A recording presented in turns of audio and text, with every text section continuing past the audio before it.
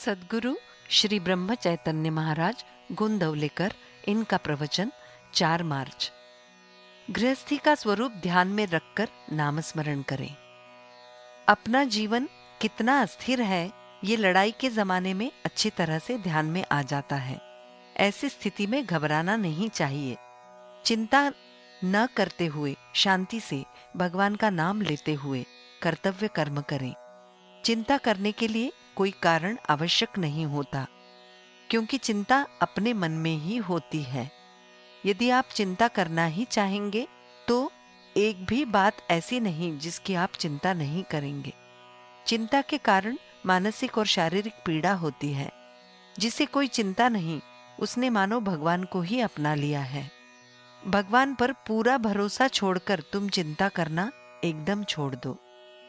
जब किसी की कुंडली अंकित की जाती है, चाहे वो किसी धनवान की हो या किसी अति गरीब की हो, उसमें सभी ग्रहों का स्थान लिखा जाता है। उसी प्रकार हर प्राणी में विकार होंगे ही, अर्थात उन विकारों के साथ प्रेम, दया, शांति, क्षमा ये गुण भी होते हैं। ग्रह तो इस जन्म के होते हैं, लेकिन विकार गत जन्म से आए हुए रहते हैं। उन विकारों को वश न होते हुए, अर्थात उन विकारों को नियंत्रित करते हुए गुणों का विकास करना मनुष्य को सीखना चाहिए। परिवार में हर सदस्य को ये जानना चाहिए कि मेरा अपना स्थान परिवार में क्या है। वही पिता सही पिता है जिसे ये विश्वास हो कि जो भी काम मैं अपने बेटे को कहूंगा वो करेगा ही। वो बेटा सच्चा बेटा है कि जिसके मन में काम करने की जबरदस्त इच्छा हो और काम करने के लिए वो उत्सुक हो। बाप का पैसा बेटों के द्वारा अनीति में खर्च करने के लिए नहीं होता। जो बेटा अनीति से व्यवहार करता है, उसे बाप पैसे कभी भी ना दे। जिस प्रकार सवार की शक्ति जानकर घोड़ा ऊंचा कूदता है, उसी प्रकार बाप की शक्ति जानकर लड़का उद्दाम बन जाता है। पत्नी को चाहिए कि वो स्वयं भोजन बनाकर परिवार के सभी सदस्यों को खिलाए। ऐसा करने में प्रेम भावना होती है।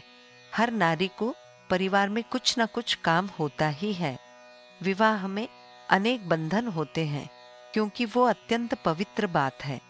जो आदमी जवानी में स्वाभाविक ढंग से और नीति नियमों के अनुसार कार्य करता है, उसे बुढ़ापे में कतई दुख नहीं होगा।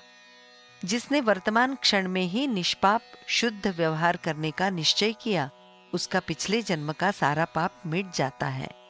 भगवान प्रतिदिन मंगल काम करने का अवसर देता है। आज सुधार किया और कल का गलत काम फिर से नहीं किया तो पूर्व का पाप नष्ट हो जाता है।